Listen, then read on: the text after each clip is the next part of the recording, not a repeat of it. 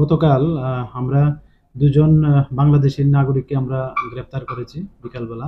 তো তারা অ্যাকচুয়ালি অবৈধভাবে আমাদের ভারতবর্ষে প্রবেশ করে আগরতলা রেল স্টেশন দিয়ে তারা যেতে চেয়েছিল। একটা ওই ত্রিপুরা সুন্দরী এক্সপ্রেস আছে, এটাতে করে যতটুকু জানতে পারলাম।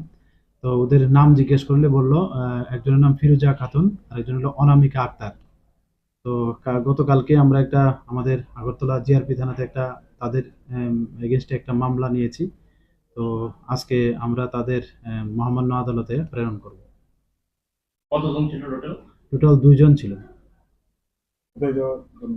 তারা অ্যাকচুয়ালি একজন বলছিল যে পুনেতে যাবে, আরেকজন বলছিল যে কর্ণাটকে তাদের এখানে যাবে এই কথা বলেছে আরকি।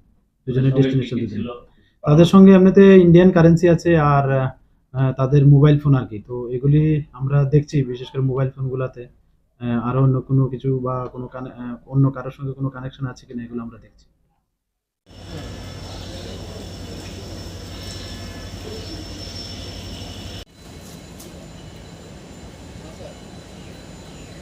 हाँ सर।